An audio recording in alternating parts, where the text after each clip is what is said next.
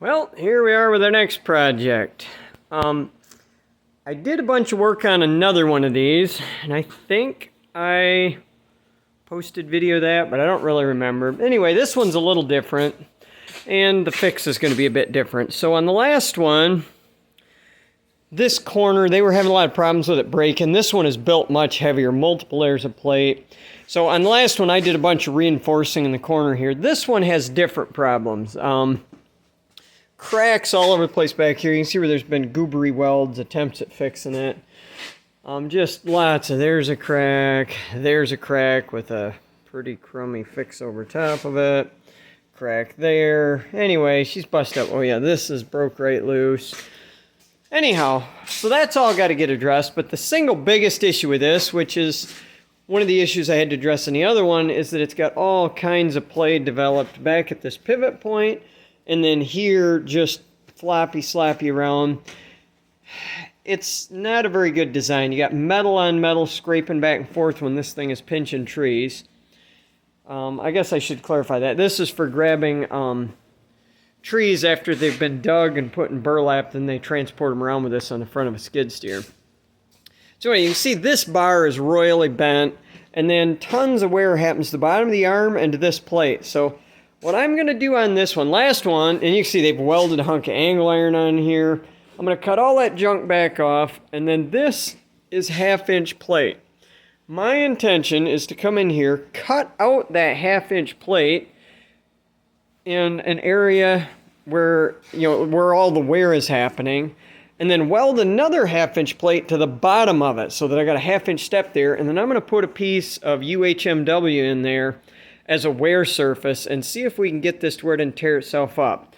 The other plan here is to get rid of this entirely and replace it with a piece of angle iron. As you can see, it's not holding up very well the way that it's currently designed. So anyway, that's what the plan is. I'll let you guys come along for whatever the journey looks like it's worth putting on video.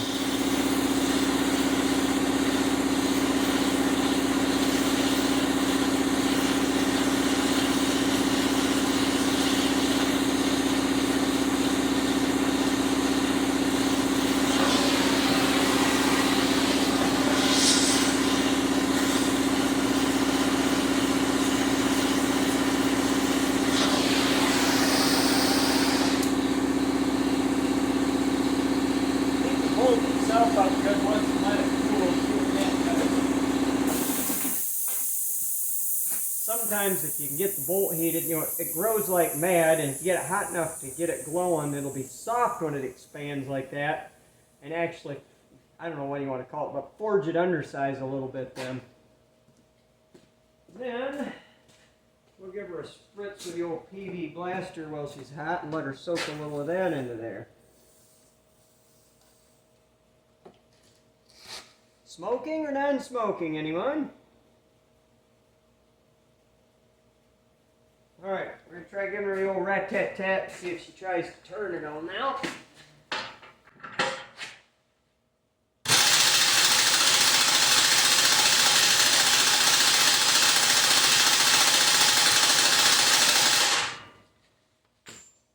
Not so much.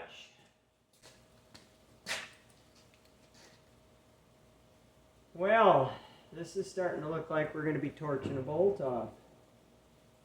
Not really what I had in mind. I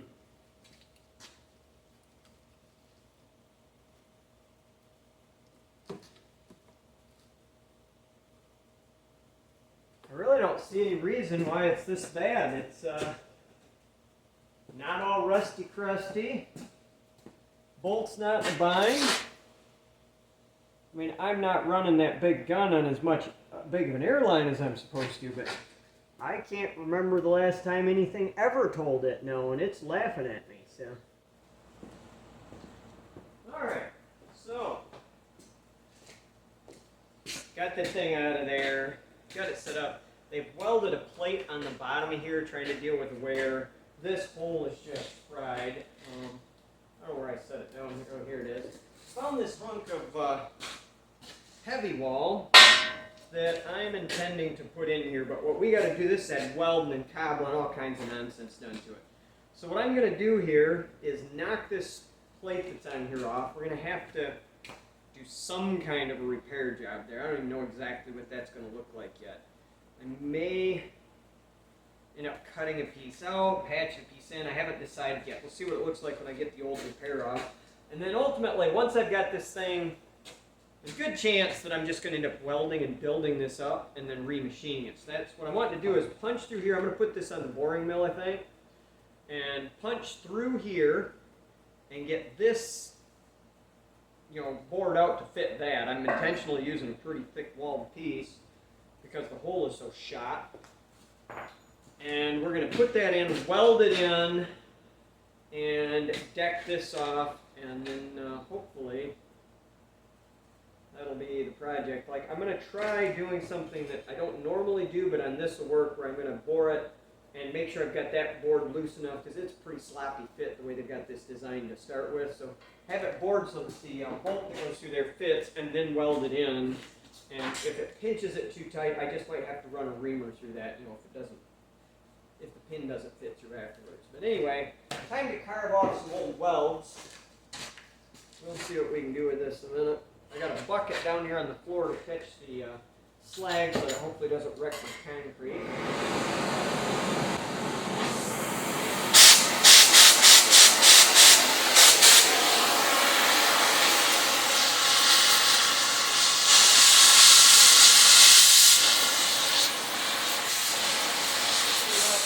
Stopped to help them a bit, and then I forgot to start the camera up again. So what I did is, this thing had, as it turns out, actually 2 layers worth of patches on it.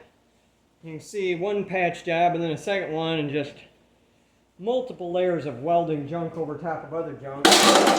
Anyways, I cut the welds on the edges and then started driving in a wedge under the layers and got them to start delaminating off there. And now I've just got one chunk of it left that I got to knock off here. And then once we get that piece off, then I think what I'm going to do is probably do a bit of grinding on here, get her cleaned up, and then we got to decide if we're doing something similar to what was there before, as in weld and patch material in, or whether we're just building it up. I don't really know yet. So I've got to see what it looks like first underneath all of this nonsense.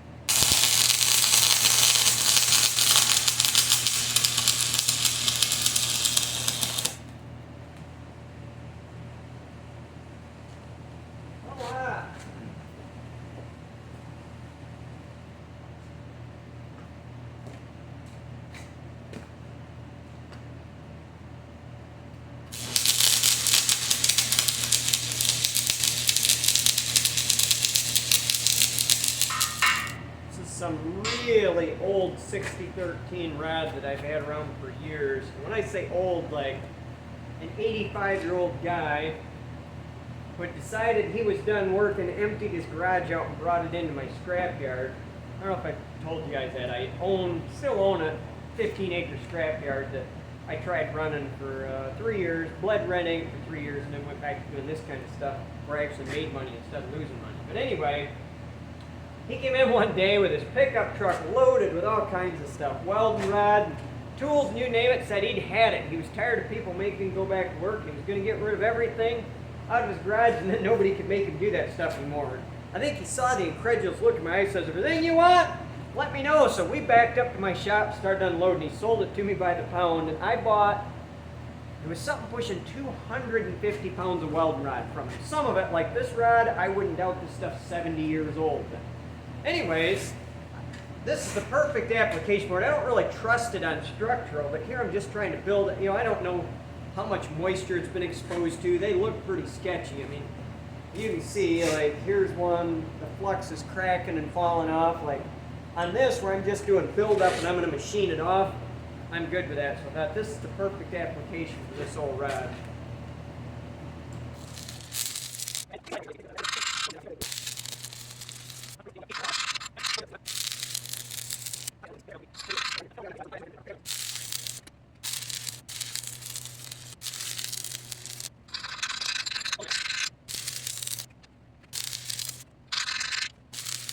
See the haze in here around the lights?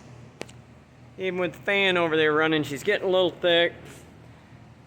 I think I have burned up every stick of that 3/16 6013 that I had in captivity here, which it might not look like it, but there's a lot of weld there. There's 2 full passes running this way, and then I started running kind of diagonally across it, just trying to keep it evened out. You can get some weird Humpty Bumpties going if you keep running the same way over and over. I mean, maybe if you're a better welder than I am, you don't, but I do. So anyways, so I got, you can see that much laid in there and ran out of rod. So I'll have to dig up. I've got some, I think, 5/32 6013 in there that I'll finish it up with. But we're going to call it a night and go home. I'm tired of sucking down smoke fumes, and my wife and kids would like to see me. So we'll get back at this probably next week, seeing as it's Friday, and catch you guys when I get back at it. We're here. I've finished building that up. There are 3 passes on that entire face with 3/16 rod.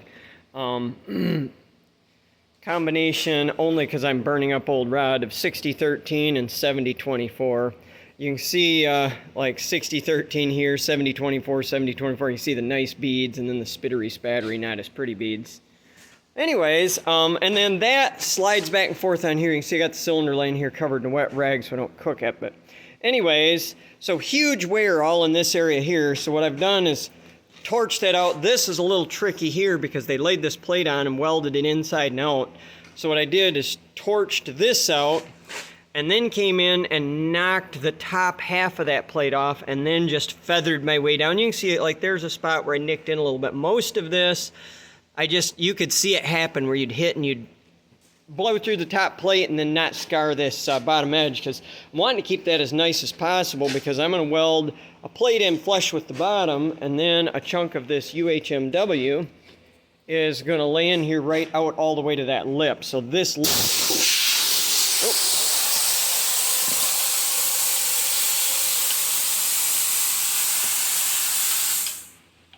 that was exciting.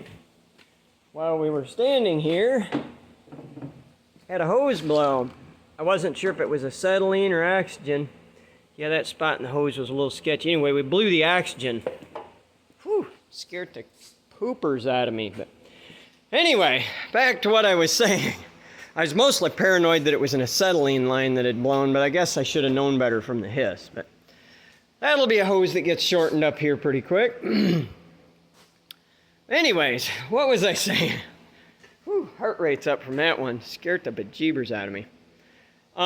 Anyways, So yeah, UHMW getting laid in, so I'm going to put a piece of 3/4 inch. This was all 1/2 inch. I've got some 3/4 inch plate left over actually from one of their other projects, so I'm just going to lay that in underneath, weld it in real heavy to create a ledge for this UHMW to sit on. So anyway, that's what we're going to get rolling with now, is getting that part of the project accomplished.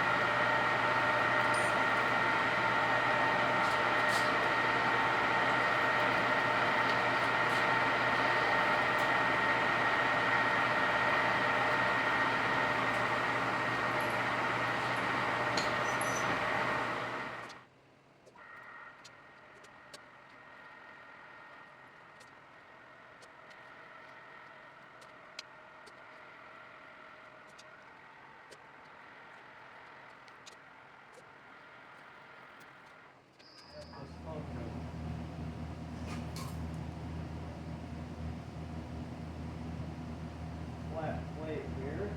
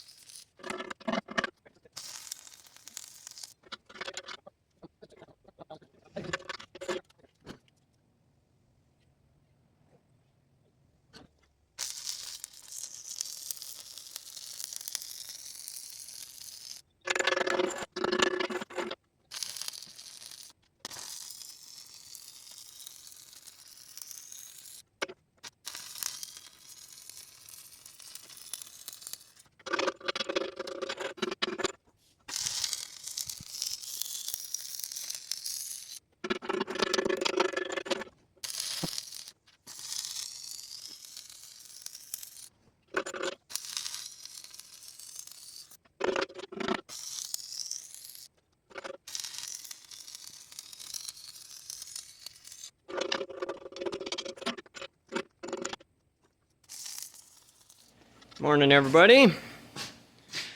We are on what I hope is the home stretch on this tree grabber. So we're getting set up on the boring mill here. You can see I've just done some rough slapping stuff up here, eyeballing, trying to decide where and how I'm going to be sitting it. So I have 3 primary objectives here. I want to face off all that weld buildup. That's what I'm set up right now. I've got this 4-inch face mill. Takes these big square inserts. I can't think of their 633, but I can't think of the what is it? SPG, I think, 633. But anyways, big, gnarly, they'll handle some abuse because we're going to chonk through some weld.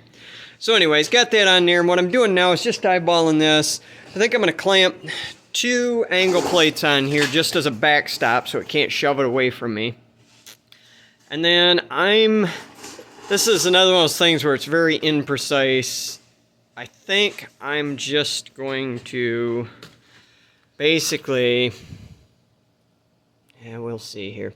I don't think I'm going to bother with an indicator. I think I'm going to take a square, set up off the edge to the face here, do the same thing down there and clamp it down. So this is a fabrication with everything beat up, wore out. Wherever I machine it, that's where it's going to be. So all I really care about is getting as square to the original part as I can for the sake of that facing job I'm doing. And then because I'll be clamped up in that same process, then what I'm doing, so I said 3 things: facing it, I need to bore this so that it'll accept the sleeve, and then I got to bore that for a bushing. And as long as that's all done in the same setup, that will be the new 0. So anyways, that's what we're going to get set up for, and we'll bring you back. We got more to show.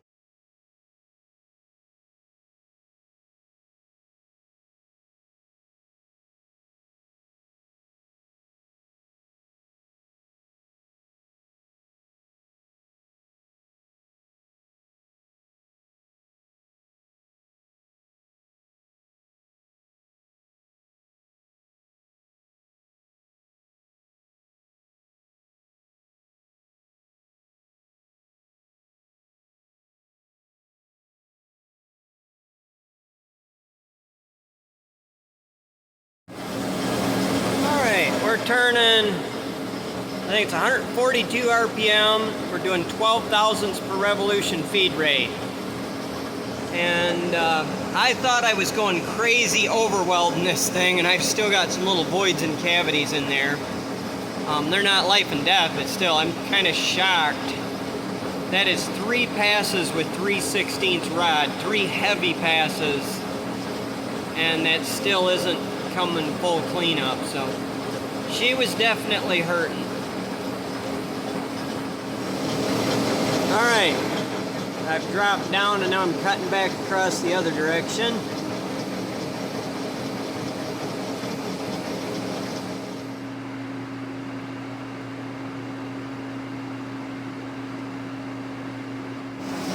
Alright, so here's what I decided.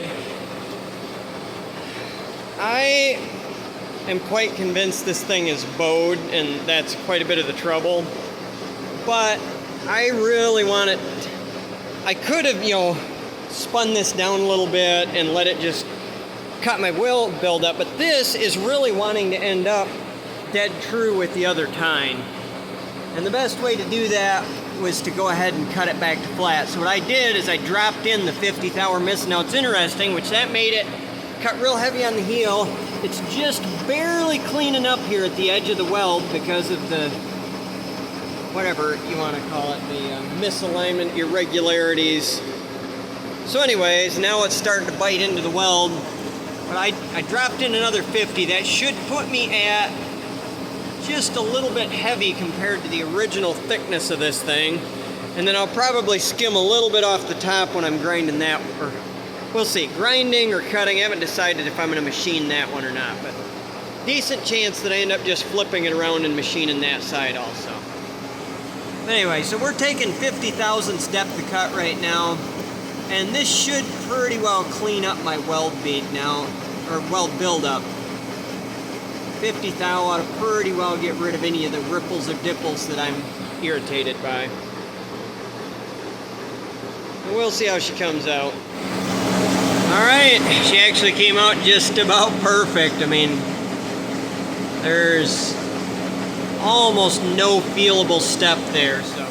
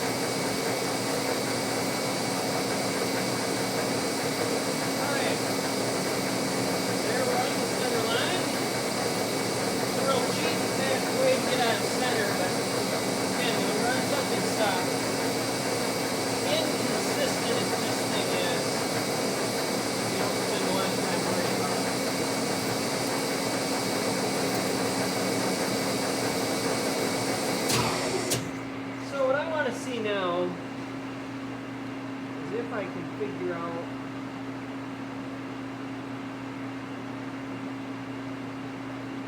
what the original intended center line of this was.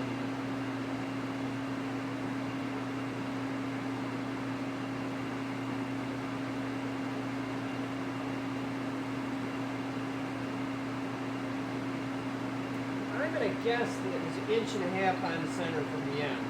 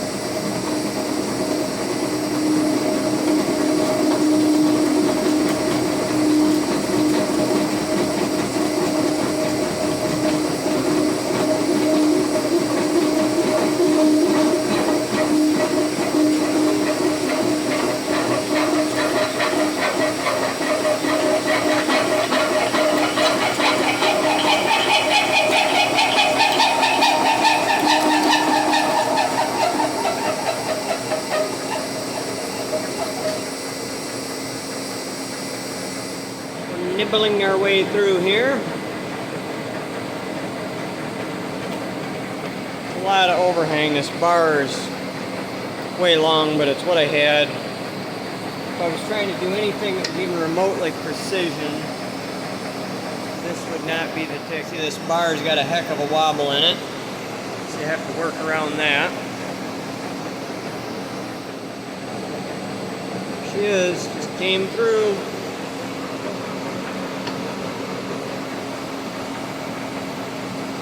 Alright, see where we're at one.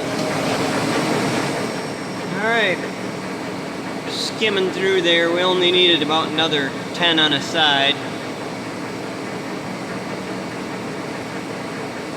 Alright, we're going to take a little test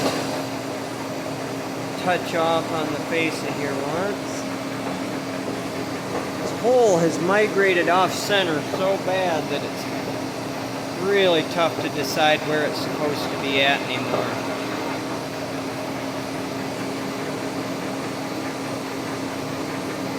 Yeah. We'll go with that.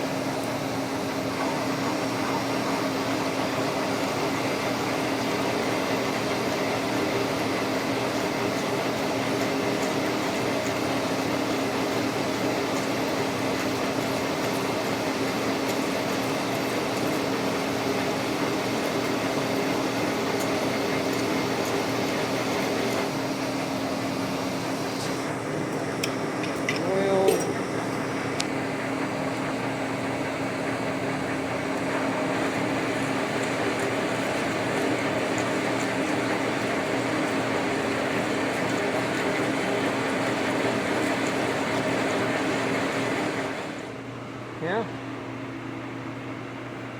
Hole mostly cleaned up at that spot. I got one little nick on the far side there that didn't, but basically it looks pretty good. We'll do some measuring and see what we got. Alright, so I've got that bushing made, slipped in there, and then sleeve retainered in. I don't really care if that moves around later. It's more of a spacer than a bushing. And then I'm making the sleeve go through. This is fighting me because I need it to be a clearance fit for 1 inch, but not too sloppy, so I can't just run a reamer through it.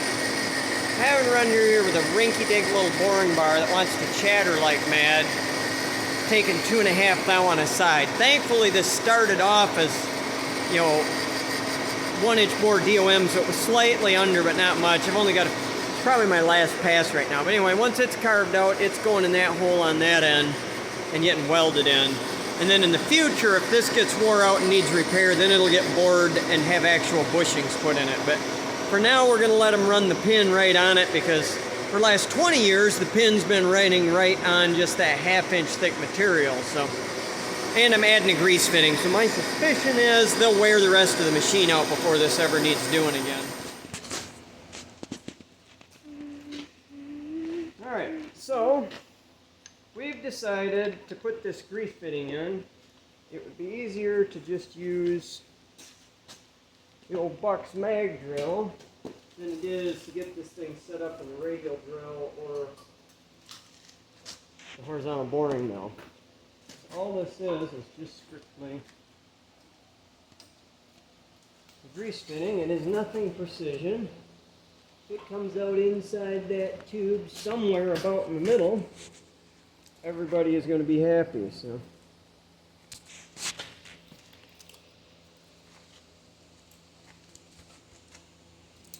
There. And there she is, magged down. Okay, what do you think, Wiggles? We ready to do some drawel rating? Yeah. Let her rip.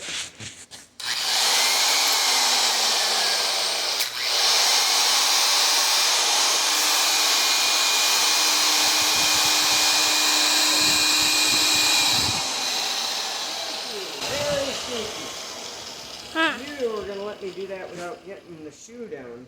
And these Bucks, if you don't crank this thing down before you start drawel rating, they like to walk themselves in a circle. Gotta adjust the tail. There we go.